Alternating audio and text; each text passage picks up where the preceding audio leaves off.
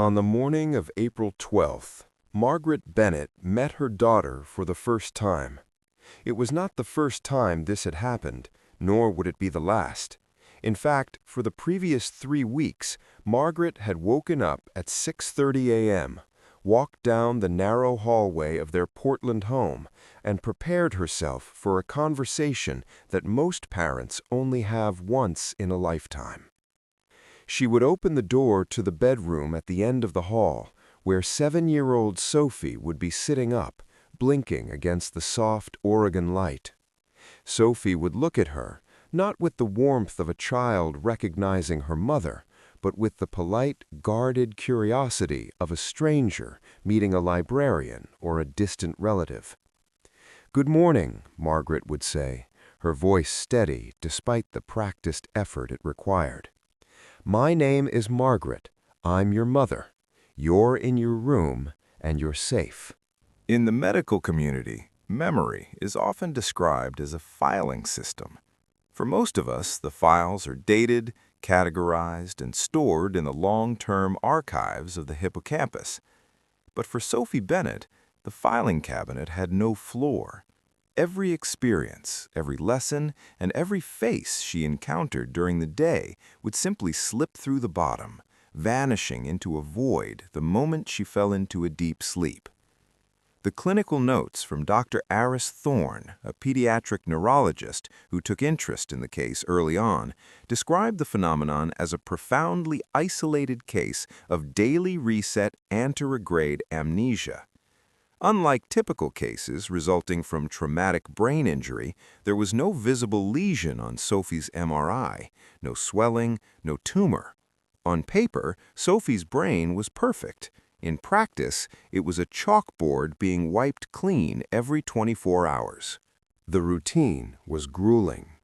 Margaret kept a binder on the nightstand, a manual for Sophie. It contained photos of their family, the name of their golden retriever, Cooper, and a brief summary of what Sophie liked to eat. It was a bridge built of paper, meant to span the gap between who Sophie was and who she had forgotten she had become. By mid-morning, Sophie would usually accept the reality Margaret presented. The recognition wasn't a spark of memory returning, but rather a child's pragmatic acceptance of her environment. She would learn to navigate the house again, relearn the layout of the kitchen, and rediscover that she preferred her toast with honey, not jam. However, by the second week of May, the nature of the reset began to shift. It was no longer just a loss of the previous day's data.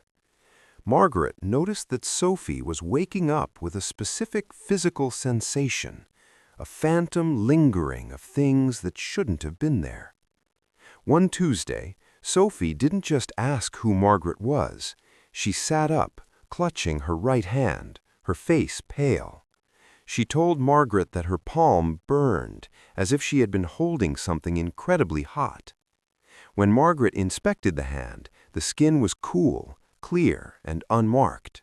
But as Margaret looked closer, she noticed Sophie's breathing was hitching in a way that suggested a deep, localized trauma. It was the first sign that while Sophie's conscious mind was being erased, something else, something deeper and more primal, might be starting to leave a mark. The phantom sensations marked a turning point in Sophie's case. What had previously been a clinical curiosity, a clean slate every morning, was evolving into something more visceral. Dr. Thorne's notes from the week of May 14th reflect a growing concern. Patient 402 exhibits somatic residue, subjective reports of localized pain and sensory echoes despite a complete lack of declarative memory. In the medical world, we often separate the mind from the body, but for Sophie, the lines were blurring. While her brain could not remember the name of her favorite book, her nervous system seemed to be keeping a secret tally. To manage the daily disorientation, Margaret began filming short videos on her phone. Every evening before bed, Sophie would sit in front of the camera and record a message to her future self. "Hi, Sophie," she would say, her voice small but clear. "This is you. The woman in the hallway is Mom. You can trust her. You like the color blue. Today we went to the park and saw a hawk." Every morning, Margaret would sit on the edge of the bed and press play. She watched Sophie watch herself, a girl observing a stranger who claimed to be her. It was a loop of digital reassurance designed to bypass the broken mechanics of her biology. For a few days, this system provided a fragile peace. Sophie would watch the video, cry quietly for a few minutes, and then begin the process of becoming Sophie again. But on May 22nd, the video wasn't enough.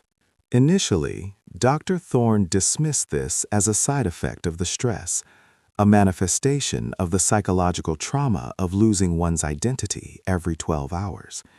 He adjusted her sleep medication and suggested it was likely a hypnopompic hallucination, a common glitch that occurs in the state between dreaming and waking.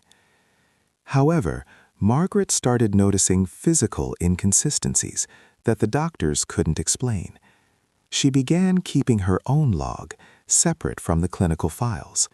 She noted that Sophie's handwriting, which she had to relearn every few days, was changing. It wasn't becoming more practiced, it was becoming more erratic, filled with symbols and shapes that Sophie had never been taught. More unsettling was the mapping. Margaret found several sheets of paper hidden under Sophie's mattress. They weren't drawings of flowers or houses. They were floor plans of their home, meticulously detailed, with certain areas circled in heavy, dark ink. Sophie had no memory of drawing them.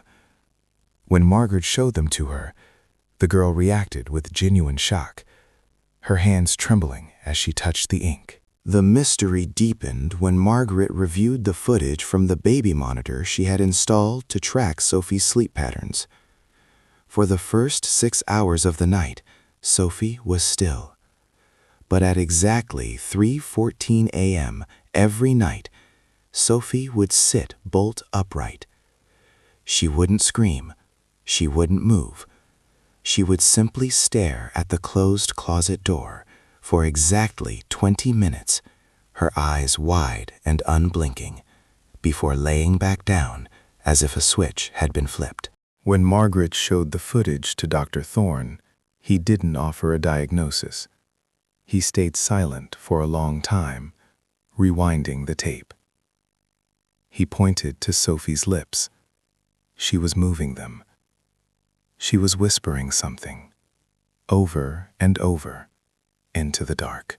He spent the afternoon using audio enhancement software to isolate the sound from the monitor's grainy microphone.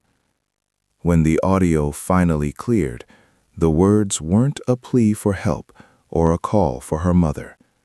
Sophie was counting, but she wasn't counting up. She was counting down, from a number that, according to Dr. Thorne's calculations, would reach 0 in exactly 4 days. The countdown discovery shifted the atmosphere in the Bennett household from one of quiet tragedy to one of acute, mounting dread. Dr. Thorne contacted a colleague, a specialist in behavioral sleep medicine, to analyze the audio. The number Sophie had started with was 144,000, a figure that, when calculated against her nightly 20-minute sessions, was meticulously ticking toward a deadline. Margaret spent the next 72 hours in a state of hyper-vigilance. She stopped sleeping, instead sitting in the dark of the living room, watching the live feed of the baby monitor on her tablet. Every morning, the ritual remained the same: the introduction, the manual for Sophie, the video message. But the Sophie who emerged each day was becoming increasingly frayed. She complained of static in her ears and a heavy pressure in her chest, as if she were being submerged in water. On the third day before the countdown was set to hit 0, the medical team decided to move Sophie to a controlled environment. They admitted her to the sleep study wing of the university hospital. Margaret insisted on staying in the room, sleeping on a narrow cot next to her daughter's bed. The clinical setting only highlighted the strangeness of Sophie's condition. Nurses would enter to check vitals, and Sophie would greet them with the same blank, polite stare she gave her own mother. To Sophie, the world was a revolving door of strangers. That night, at 3:14 a.m., the monitors in the observation room began to spike. Sophie sat up, her movements mechanical, her eyes fixed on the hospital room's sliding glass door. In the observation booth, Dr. Thorne watched the EEG readings. Her brain activity isn't consistent with wakefulness, he whispered to his assistant. She's in a state of high-frequency REM, but her eyes are open. She's dreaming while she's awake. On the monitor, Margaret could be seen reaching out to touch Sophie's shoulder, trying to ground her. But as soon as Margaret's hand made contact, Sophie spoke. It wasn't the counting. It was a single sentence, delivered in a voice that lacked the cadence of a 7-year-old. The inventory is almost complete. Margaret recoiled. Sophie, it's Mom. What are you talking about? Sophie didn't turn her head. Her lips moved rhythmically, continuing the countdown. 720. 719. The next morning, the reset was different. For the first time since the amnesia began, Margaret didn't have to introduce herself. Sophie woke up, looked at Margaret, and whispered, "I know who you are." For a brief, flickering second, Margaret felt a surge of hope, a belief that the nightmare was receding.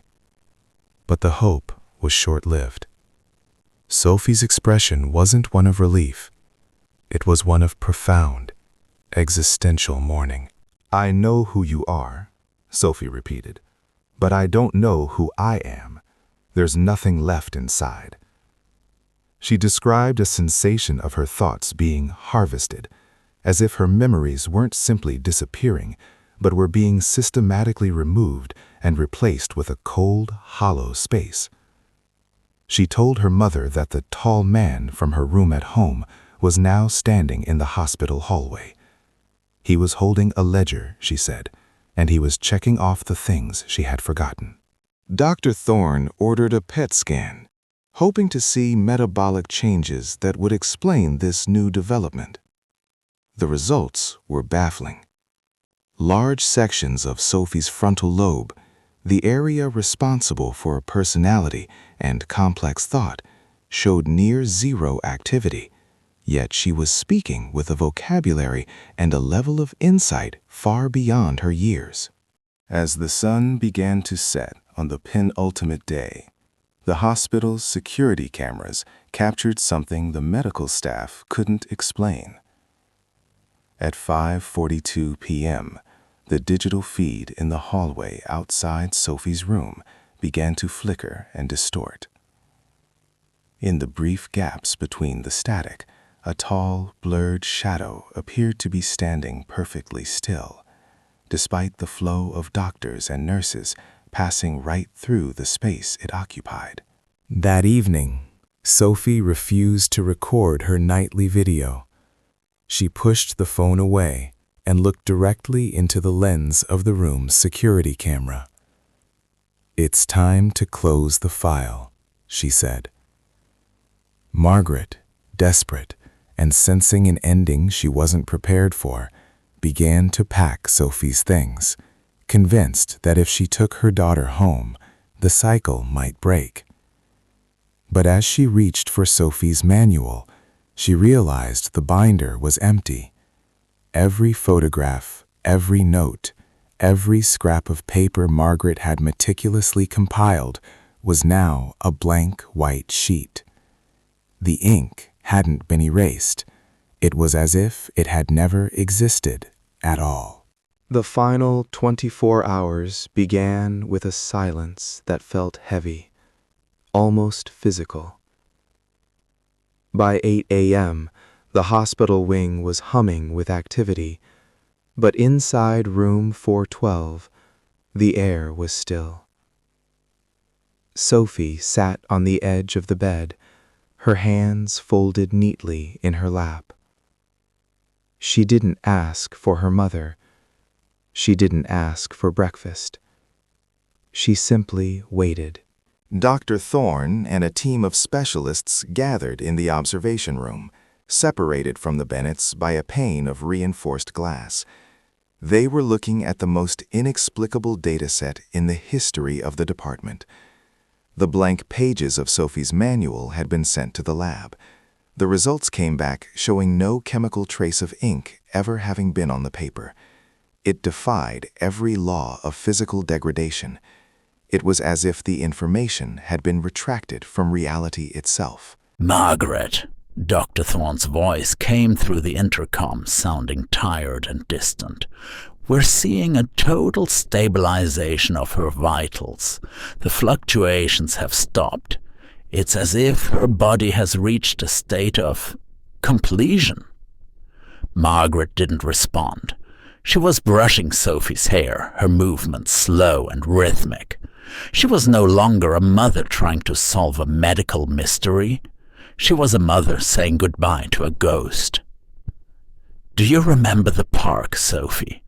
Margaret whispered. "The one with the big oak tree and the red swing." Sophie looked at her. Her eyes were a deep, clear brown, but they felt like mirrors, reflecting Margaret's grief without absorbing any of it. "I remember the concept of a park," Sophie replied. Her voice was devoid of any childish inflection. "I remember the physics of a swing, but your red is gone. The me who sat there is gone." This was the inventory she had spoken of. It wasn't just the memory of events that was disappearing, it was the emotional resonance attached to them. Sophie was becoming a living encyclopedia of facts, stripped of the subjective experience that makes a human being an individual. She knew what a mother was, but she no longer felt what a mother was. As the afternoon light faded into a bruised purple over the city, the countdown approached its final hour. The tall man Sophie had described remained a phantom on the security feeds, a glitch in the hardware that the IT department blamed on electromagnetic interference from the MRI machines. But to Margaret, the shadow in the corner of the screen felt like a predator waiting for the clock to run out. At 11 p.m., Dr. Thorne entered the room. He looked at the EEG monitor. The brain waves were flattening, not into the lines of a coma, but into a perfect rhythmic sine wave, a pattern never before seen in a living human brain. It looked less like biological thought and more like an upload. "Whatever is happening," Thorne whispered to Margaret, "it's reaching the terminal phase. Her neural pathways are reconfiguring. They're being overwritten." Margaret grabbed Sophie's hand. "I'm not letting go. Do you hear me? I'm right here." Sophie didn't squeeze back. Her gaze was fixed on the digital clock on the wall.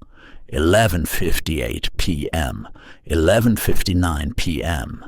The temperature in the room suddenly plummeted. The medical monitors began to scream, their alarms blending into a single piercing note. In the observation room, the screens went black.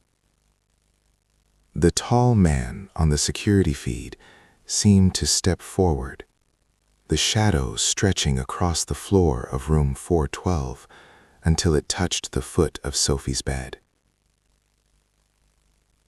Sophie stood up. She wasn't looking at the shadow, and she wasn't looking at Margaret. She was looking through the ceiling, through the hospital, into the vast, cold emptiness of the night sky. 0, she whispered.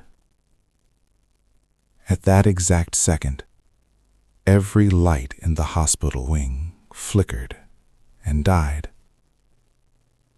For 10 seconds, there was absolute darkness, and a silence so profound it felt like the world had stopped breathing.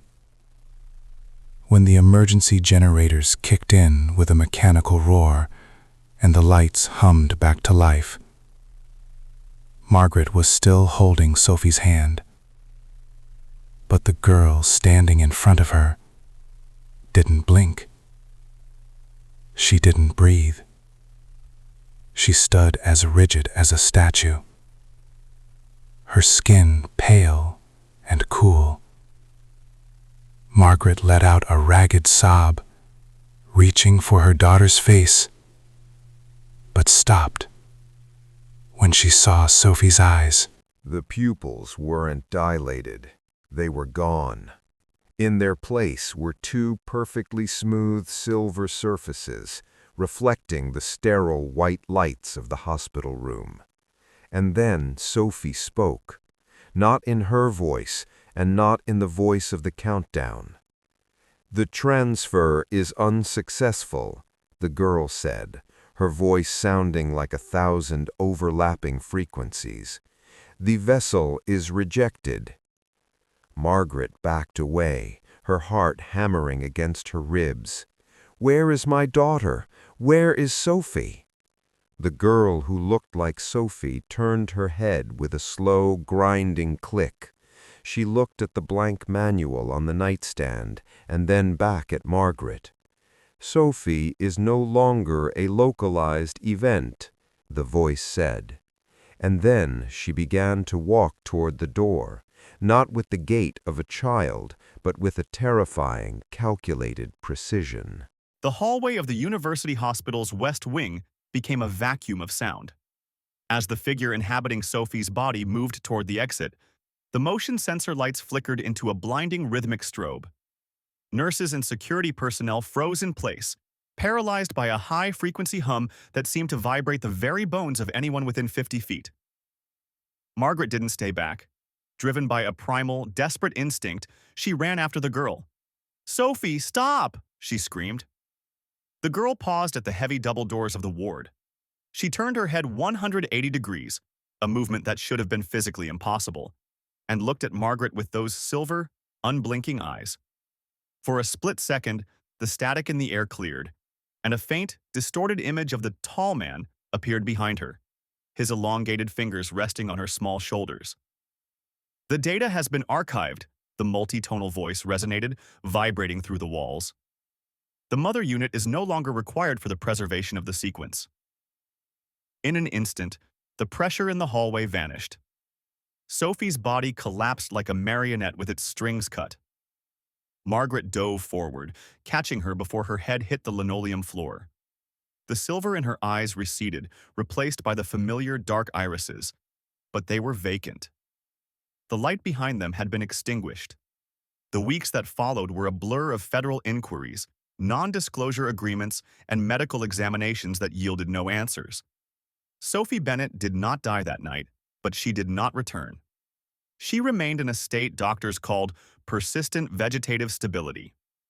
Her body functioned. She breathed, her heart beat, her cells regenerated, but there was no electrical activity in her brain. It was, as Dr. Thorne noted in his final, unofficial report, a hardware shell with the software completely deleted. The case was officially classified as a rare, undiagnosed neurodegenerative event. The tall man on the security tapes was scrubbed from the record, dismissed as a digital artifact caused by a power surge. The empty binder, the countdown, the silver eyes, all were buried under layers of clinical jargon and bureaucratic silence. But for Margaret, the story didn't end with the hospital's discharge papers. She moved Sophie back to their home in Portland. She kept the room exactly as it was. Every morning at 6:30 a.m., Margaret walks down the narrow hallway and opens the door. She sits on the edge of the bed and looks at the daughter who no longer sees her. "Good morning," Margaret says, her voice a hollow echo of the routine she started months ago. "My name is Margaret. I'm your mother." She still films the videos. She still keeps the manual, though the pages remain stubbornly blank. Most people would call it a tragedy, a mother unable to let go of a child who is effectively gone. But Margaret continues the ritual for a different reason. In late August, Margaret was cleaning Sophie's room when she found a small, jagged scratch on the inside of the closet door, right where Sophie used to stare during her nightly countdowns. It wasn't a word, but a series of binary-like notches. When Margaret ran her fingers over them, she felt a sudden, sharp spark, the same phantom burn Sophie had described in the beginning. And for a fleeting second, she didn't see the room. She saw a vast, crystalline architecture, a library of billions of lives, where Sophie's laughter, her memories of the red swing, and her love for her mother were being stored, analyzed, and kept forever. Sophie hadn't been erased. She had been collected. Now, as the sun sets over the Oregon trees, Margaret sits in the quiet house. She knows that somewhere, in a place that defies physics and time, the inventory is complete. She watches her daughter's chest rise and fall, waiting for the one morning when the tall man might return to bring back what he took, or perhaps to take the only thing left in the house that still remembers Sophie. In the world of medicine, we call this a cold case. In the world of a mother, it is a vigil that never ends. Because even if the mind is a chalkboard, the heart leaves an imprint that no one, not even the architects of the unknown, can truly wipe away.